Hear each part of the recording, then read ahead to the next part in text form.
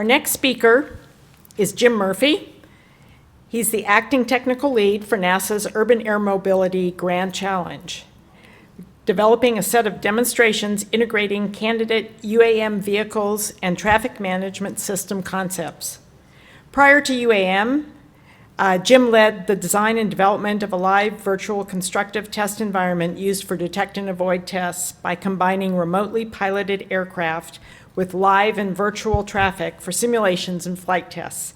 He's been researching and developing air traffic management related software systems for nearly 25 years. Please welcome Jim. Thank you, Yolanda. And thank you to whomever, maybe it was Yolanda that put me right after Peter. If my talk goes well, I hopefully will be able to tie in what Peter was saying that we need to have as part of what we're trying to build within the Grand Challenge system. So prior to launching off on what we're talking about within NASA as the Grand Challenge, the Urban Air Mobility Grand Challenge, what I wanted to do is level set just a little bit what urban air mobility is. Unfortunately, I missed Uber's talk. Was that Ryan? That gave a talk yesterday on their business case and concept for urban air mobility. Greg had a good slide for what urban air mobility looks like for Uber within LA. And what we're doing and thinking about urban air mobility is how do we get aircraft or people inside of an urban area over the ground traffic so that we can more efficiently have the passengers reach their destination. And when we start thinking about that for urban air mobility or on-demand mobility, we start looking at where can we have them land safely? Does it need to be just passengers, cargo and passengers over the urban area? Is it intra-urban? Can we have interurban as well? So here you see the DC area and the relative times to drive versus a 30-minute flight, what would look like for urban air mobility. And that does bring into question, so in between Washington and Baltimore, how far out can you go? You're getting fairly close to Philadelphia. Is that considered part of urban air mobility if you're flying in between, intra the urban areas? And so what we wanted to do within NASA is start thinking about what does urban air mobility mean? What do we need to do in terms of, within NASA's research portfolio, what parts of urban air mobility are in the lap of industry? What makes sense from a government point of view that may need to be researched that can be used for all of the people who are looking at urban air mobility, and what will move the whole industry forward as early as possible, and also what gaps will there be if we don't take a look at it in the longer term. And so I was part of the urban air mobility coordination and assessment team within NASA, taking a look at those questions, taking a look at the barriers for introduction of urban air mobility into the airspace, into the NASA itself. And we were looking at not just the airspace. You can see, well, let me drop down first into the vehicle side. Looking at the vehicles, obviously, there are quite a few vehicle manufacturers taking a look at what types of vehicles we can have fly within the urban airspace. Electric vertical takeoff and landing is a very fairly recent, but hesitate to say one of the buzzwords, but it is definitely on the tips of the tongue of many of the people who are thinking about urban air mobility. But as we start introducing what other concepts, including the intra-urban area, going out to rural, how do we get what kind of people want to use that landscape? Is it for commuting? Is it commuting in the morning? So are you going out from the suburbs into the urban area? Is it amongst the urban area? How can it be used? Does VTOL really make the most sense? Can we have short takeoff and landing? Is something like short takeoff and landing or hybrid vehicles just vertical takeoff and landing? Can we have the tilt rotors, tilt wing? What other types of configurations on the vehicle side can we have?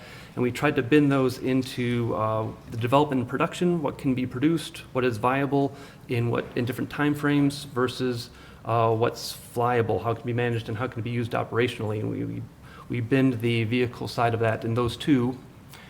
In parallel, we were looking at, on the airspace side, There's the design of the airspace. What airspace can you have? If we're looking at the National Airspace System, we do have a classification of airspace right now.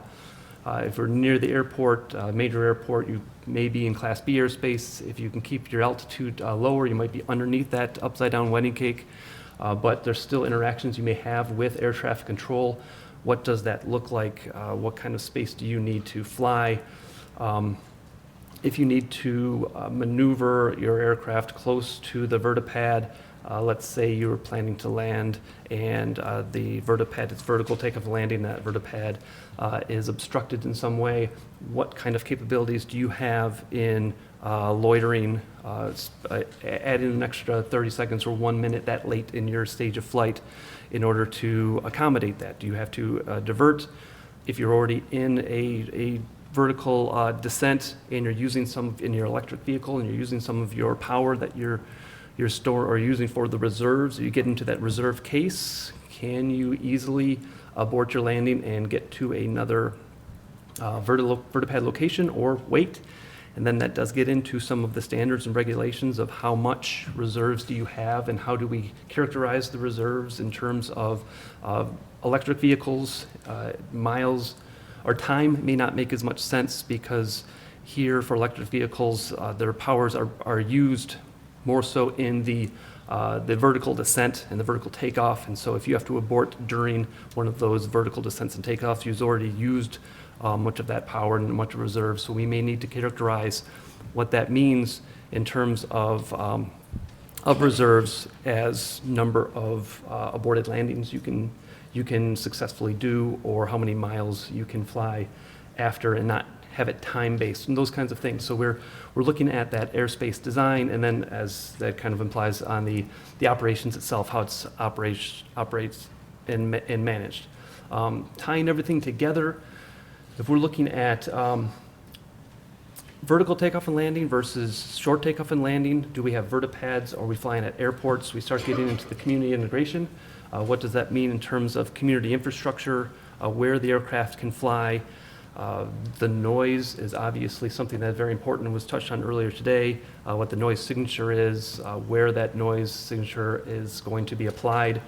These may be locations that are new to aviation, and if you want to bring aircraft now landing at a vertiport that was not designated as an airport earlier, and you have people who are living there now, there may be some local zoning ordinances that come into effect, so you may think a perfect place to land, but you have to get the community involved.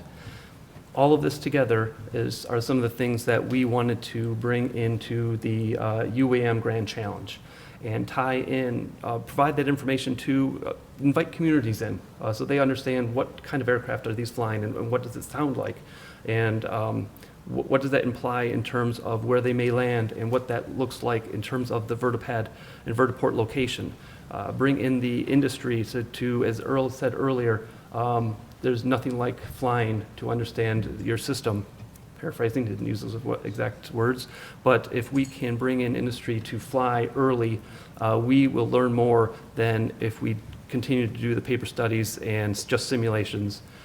So we want to give the opportunity for industry to fly and show the state of the art of their vehicles, and also provide them a place that they can integrate their vehicles into a representative infrastructure, airspace system that meets their business case. And so you have many different, in fact, I might go to the next slide, many different maturity levels in terms of urban air mobility that we're trying to cover. Whether these are temporarily designated or not, you may have a business case where you want to fly your aircraft. It could be a newer aircraft, electric vertical takeoff and landing, for instance, in a VFR or VMC conditions under VFR, and you could do that within the current air traffic air structure. And if so, flying those types of operations, taking a look at how that impacts, because we'll be flying at different altitudes.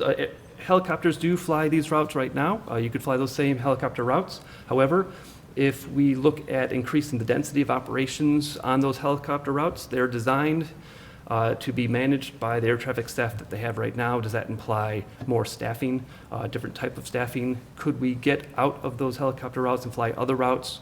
Looking at that aspect of it and provide an opportunity for industry to fly what their concept is in a representative airspace that they are thinking about with the types of air traffic management tools that are in place for their maturity level, and see how they interact. Because one of the things, the key pieces of data we want to get out of the Urban Air Mobility Grand Challenge is that interoperability, is the integration of aircraft and vehicles in with the aircraft operating system that matches their use case. And so here you can see we've broken up the urban air mobility maturity levels into three states. You know, the initial state where it's lower density, flying VFR is that first one, not extremely complex operations, and relatively low types of automation.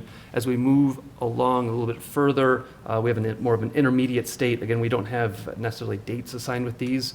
It may be that one company wants to do something that has a little bit higher automation. They might want to have a remotely piloted aircraft and fly with more automation than another one, and part of their operations may seem to be a little bit higher maturity level state than others, and that's okay. That may be that we might need the airspace side of the technology to catch up with what they're bringing in terms of a vehicle so that they can fly safely. But that's what we want to test to see what do we need to bring from a government point of view to allow that we have those operations planned safely. Going on to the more mature state where automation is something that is a key fixture as the density levels increase. When we're thinking of the airspace infrastructure with the higher density of operations, one of the things that may break down, but we don't know until we've conducted enough research. And I should state, I don't know if it's obvious, but NASA's more of a research organization, so we do focus on what the research is going to be. But understanding what is that breakout between necessary for automation on both the aircraft and the airspace side, as well as what the humans can do realistically in terms of bringing together those aspects of the automation, the integration of those automation. And so together, what we have in terms of this maturity level is essentially, and what's missing right now and what we don't have right now is essentially the concept of operations. So we heard from Uber, and Joby has a good business case for what they have. And from the NASA's point of view, what we wanted to do is take one step back. And what does that mean in terms of the concept of operations for these types of vehicles, possibly for cargo carrying vehicles in a similar airspace, so also under urban area, but a different business case?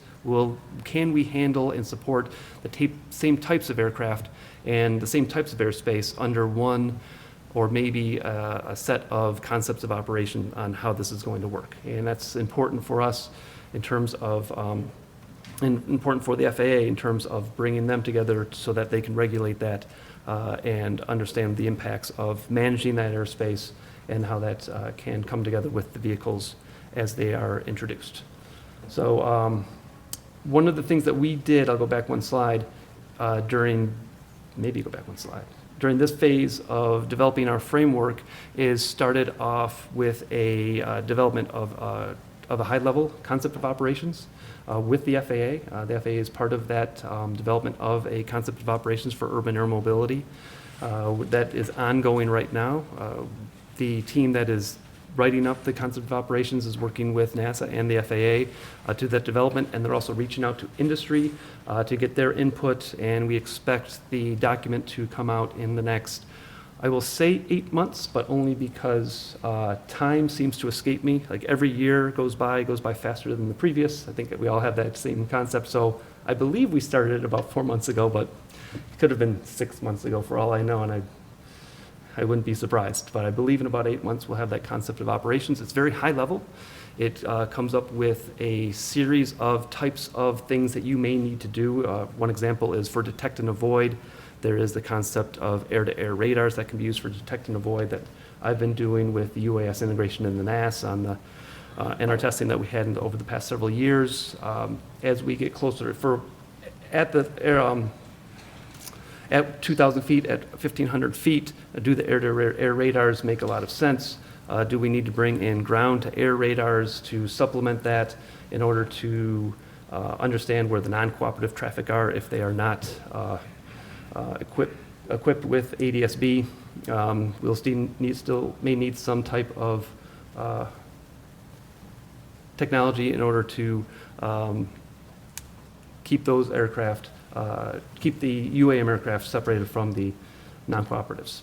All right, so as we move into the Grand Challenge side, what the Grand Challenge is essentially, if you think of it, as accelerating industry's ability to enter the airspace. We want to gather requirements and develop systems. These would be prototypes or candidate systems so that we can provide that scalable commercial integrated demonstration. Key points here are a demonstration. We want to have the aircraft fly. Another one is integrated. It's not just the aircraft flying by itself, but in a representative airspace system.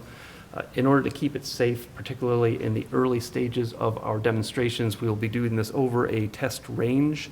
We're offering the test range at Edwards Air Force Base. That's part of NASA Armstrong as one of the initial test ranges. However, we're open to supporting UAS test ranges or external test ranges. It does not have to be necessarily a UAS, FAA designated UAS test range, but external test ranges as long as they can meet what's necessary for them to fly safely, depending on the equipage of the aircraft, whether it's piloted or unpiloted or remotely piloted. If it's remotely piloted, do they have the appropriate COAs in place, those types of things. But we're willing to work with industry on flying where they would like to fly and demonstrating what they would like to demonstrate. So if they're looking at a remotely piloted aircraft and their business case isn't in the next 3 years, it's a little bit farther out down the road where they have automation attached with it and they're making some assumptions on what the airspace system looks like, maybe something that's more similar to what they're doing right now with small UAS under the UAS traffic management system. UTM is that keyword there, where under 400 feet, they can reserve airspace, and the separation authority has been delegated from the FAA to the operators in the UTM case. Is that a system that may make some sense for UAM as well? Is that something that is possible? And that's part of what we would want to test early in terms of the Grand Challenge is having industry come in with that concept of operation and provide them an opportunity to test it with a live aircraft, and then provide my background, as Yolanda had mentioned, is live virtual constructive with virtual traffic safely to see where does that system break down in terms of delegation of separation assurance between the UAM aircraft to a third-party operator. And then also, if you're flying in airspace that's close to Class B or Class C, the separation between the UAM aircraft and the manned aircraft flying in that airspace. So obviously coordination with air traffic management and air traffic control. Are the UAM aircraft also managed by air traffic control? That's one of the things that we need to take a look at and see how well that can be done, and if that's the concept. But coordination with existing air traffic control and existing NAS systems will be required regardless. And so how is that done? What messages need to be done? And then getting back to what Peter was saying is, what data do we need to collect in order to demonstrate that we have safe interoperability among the UAM aircraft that are flying and managing those aircraft, as well as integrated with the rest of the NAS as it is right now. So a few objectives that we have for our urban air mobility is to accelerate certification and approval. And I wish Earl Lawrence was still here so that he could ask questions. And however, I'm happy that he isn't, because the way that's stated, it implies that we are taking over for urban air mobility the FAA's responsibility for certification and approval, and that's not what's meant there. In the future, I will change those objectives to say that we're working with industry so that they understand what information is necessary for certification as they're working with the FAA. The FAA is part of the UAM Grand Challenge. They are a partner with NASA on the UAM Grand Challenge, and we're working with them on each of these objectives. So similar to what Peter had mentioned, certification of how the aircraft will fly, it's not just based on the aircraft, it's also the mission and also the airspace system that they're flying in, and understanding what data, particularly if we start moving into something that is more automation heavy, or as we move into a more autonomous type of system, understanding what data is necessary in order to certify that mission and those aircraft will be critical. And so what we want to do within this initial Grand Challenge, just within the first couple of years, is start collecting the appropriate data, working with the FAA to understand, is this what you need to see from industry, and have an industry understand, are we collecting the right data, so that when we move towards the certification process, or when they move towards the certification process with the FAA, they are collecting and providing the appropriate data so that we can accelerate that process. Some of the other ones are based on the pillars that we had in that original Pentacopter model. I meant to say, when we're looking at the Pentacopter, sorry for the subliminal or subconscious vertical takeoff and landing paradigm that we're showing with that Pentacopter. It's not meant to be there. We are also supporting short takeoff and landing as part of the Grand Challenge, but it was convenient with the 5 pillars. So the second one is the flight procedures, the guidelines for that. I touched on that a little bit earlier. We need to understand how the aircraft will fly, what the flight procedures look like. If you think of how airspace works right now in terms of near a terminal airspace, there's the letters of agreement between, let's say, the terminal airspace and en route, but there's also standard operating procedures within that terminal airspace. And as they get into emergency conditions, where they move aircraft and what they need to do, and understanding how those aircraft fly, how much space a UAM aircraft, given the prototypes that they have and the aircraft they'll bring to the Grand Challenge, testing them of how much space they need to loiter for 1 minute. Is it a racetrack? What does that look like? If it's 3 minutes, is it different? How much physical space they need? And does that start to interact with the adjacent, let's say, Class B airspace? And how much coordination do you need between the UAM operators and the existing air traffic control if you're in that type of situation? Understanding all of that goes right back to, how do the aircraft fly? What's the performance characteristics of the aircraft? And it'll be critical for us to understand those performance characteristics.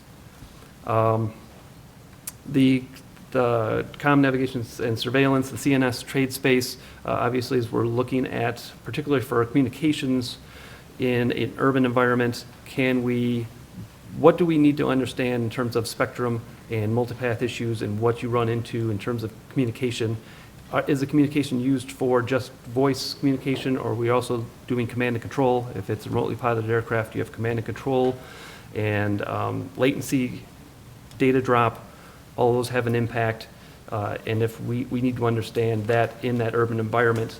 And where that plays is if you start looking at that integration and bringing in the community. And Rex, I'll do a little tip of the hat there. Rex will come in with the vertipad discussion. Where can we have vertipads? Where can we have vertiports? If they're in an urban canyon or in an urban environment, that may make perfect sense from a business case point of view, and it might completely fail on the communication or surveillance point of view. And so we need to do that testing so that industry understands their business case may have a business case, or may have a point of failure if they need to fly into an urban center and have a descent in a place where you do not have good communications, or if the environmental conditions in that airspace in terms of winds may not be the best. The sooner we discover that, and the sooner we can provide that back into industry, that will change their test case or business case a little bit and give them the information they need on their side. Because in a sense, everything that we are doing in terms of the UAM Grand Challenge is irrelevant if we don't eventually get there. And so we can do as much research as we want, and I would rather have my research go towards something, shouldn't do that, go towards something that is used in the future, and what we want where we're expecting the industry to go in the future, and not necessarily towards something that we discover isn't usable. I find it valuable if we do get in that case. Sorry for the pessimistic side, but if we do discover something that is a big enough barrier, or hurdle, or gap that may take us a few more years, that's also valuable and valuable information back to industry. But we're hoping that we discover what those are and then have the mitigations or solutions to those coming up in short order. Two other quick ones. Airspace operations, I've mentioned that in several in the past. And the characterization for community concerns, I kind of just touched on that right there in relation to the CNS. Last slide, just going through what we're envisioning for the scenarios that we're asking industry to do in this initial grand challenge. I should mention that the initial grand challenge is, we had a request for information last fall. In the November timeframe, we had an industry day, and we brought in industry, went through what we were looking for in the request for information to understand the state of the art and where industry was. Based on the responses to that, we've been planning out what the initial grand challenge is. It is envisioned for some development over the next year, and possibly bringing on some partners and participants to help us with developing our test range and ensuring that we're collecting the correct data for flights next summer. And then the initial grand challenge officially kicks off. We may be calling it Grand Challenge 1. It is the initial one. Grand Challenge 1 is for early calendar year 2022, maybe springtime of 2022. And the public notice for that goes out in, lawyers are involved, so I don't know the exact date. We're hoping in August. But we have a draft of the public notice that we're running through the lawyers right now. They've been part of the situation, or they're part of the review of that for the past several months. We're hoping it goes out by August, and then responses come back, and have participants starting to sign up in the late September. It's my fingers crossed, probably the more realistic October timeframe for bringing them in. What we'd like them to take a look at is first, lower left-hand corner, these are the ones in yellow, trajectory planning and compliance. That's essentially fly your route, tell us where you're going to fly it, and let's take a look at how well you're able to conform. It's the beginnings of what could be considered possibly RNP. How close can they fly to what they expect? What's interesting there, we're not trying to do research, we're trying to provide an opportunity to demonstrate. There's two aspects to it. If you say you'll meet specific positions at different times, we need to decide, are we asking them to change their speeds and meet the times that they say, or provide us with an estimate and then fly nominally, fly as you would want to fly.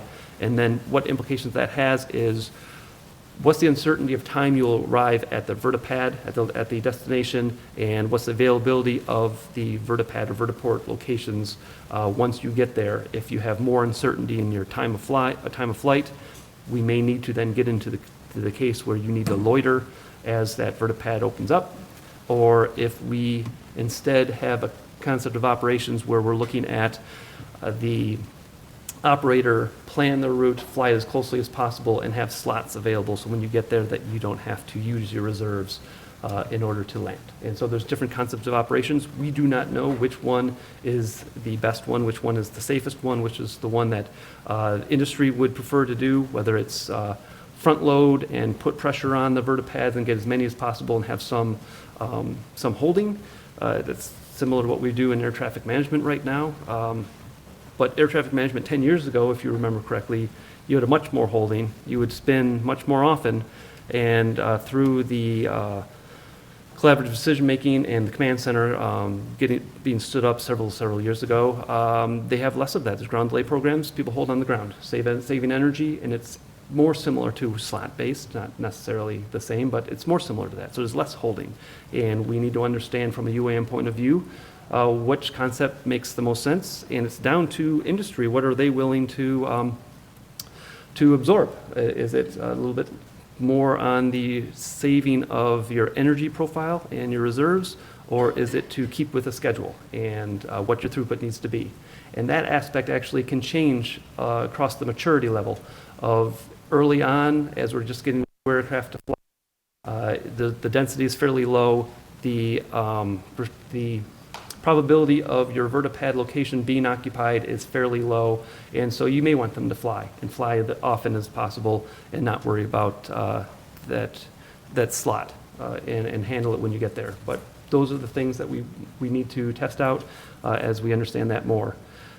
Just a couple more. How am I doing on time? All right, just a couple more. We're looking at UAM ports and approaches. What impact does that have on what your approach looks like? What is for different aircraft and understanding the different characteristics of different aircraft? How do you fly? What's your descent profile look like? What's the expectation? If you have a different type of aircraft, if it's pure VTOL, may have a different descent profile than if we're looking at obviously short takeoff and landing. That may also be different. And what impacts does that have on the airspace side? And so for the Grand Challenge, we're integrating those together. We'll have virtual traffic, and if you have a different profile, or if you need to maneuver, do similar to a downwind, what the downwind looks like, what impact does that have to all the other aircraft, virtual in this case, that you are managing in your airspace system in terms of what time they take off and when the vertipads will be ready, and then the coordination with air traffic control, that as well, and handling that in these types of scenarios. We're calling these different scenarios. There's two conflict management scenarios. One is air-to-air, and this is not to imply that we're assuming air-to-air radar systems, but we may have vehicle-to-vehicle communications similar. You can think of that TCAS as a vehicle-to-vehicle type of communication. Not that we're advocating TCAS in this case, or ACAS, but some type of conflict management system, have industry determine how we think it's going to be managed, but do that in air, and that's different than what may be in terms of ground obstacles in the UAM ports and approaches. There may be ground obstacles that we present the industry with. It could be a crane that was not there the day before. How do they manage pop-up ground obstacles? Just show us how they would manage that type of thing and get that into the system. The constrained conflict management, that's something that is a little bit more complex, where it's not necessarily two aircraft that are in conflict, but you may have tertiary types of conflicts so that you can maneuver away from one, but there might be other constraints. And so how do you handle something a little bit more complex? Obviously, CNS contingencies, we'll look at GPS out conditions. How do you mitigate your issues if you have GPS out or other types of CNS types of issues, data link or lost link, those kinds of things. And noise evaluation, we will be providing sensors at the Edwards range in order to capture the noise profiles of the aircraft at certain positions at the vertiports and maybe along the path. A lot of this we're still trying to design. We don't have a full design of that airspace yet, but we're doing that. I should mention one other thing in closing is the purpose of the Grand Challenge is to provide industry with the ability for them to showcase and demonstrate their concept of operations and their vehicle and the integration of their vehicle with airspace systems. So we have participants that are both vehicle related and participants that are coming in with an airspace system. And we'd want them to ultimately partner together, but we have the ability to support vehicles with a NASA type of airspace system. Maybe a little bit lower functional. We have some of the services that you'd expect from a service system provider, but not all of them. If you partner with another airspace company, you may have more. But we want to have them demonstrate what their concept is. And so if we need to adapt to other types of airspace, not necessarily a specific city. We're looking at whether we adapt to specific cities or if we adapt instead to characteristics of those cities at a more generic airspace. We're working with the FAA right now to determine what's the best way to do it. The FAA doesn't necessarily like to, we don't want to say this operation, definitely you can fly in LA, but we didn't test it amongst any other types of airspace systems. And so if we do something more generic, we can say it can work these types of flights adjacent to Class B airspaces. That type of system we've looked at and it looks good. And that's a little bit more abstract, but it's something that is more transferable to different cities. So we're working with the FAA and defining that, and we want to adapt that based on industry participation. So we're withholding finalization of our design and airspace design until after the participants join, and then we'll work with industry to provide them with the best system or best test system for them to demonstrate what their concepts are. And so it really is all about what industry can do and supporting what industry would like to do so that they get along as far as possible in moving with the FAA. So that's it.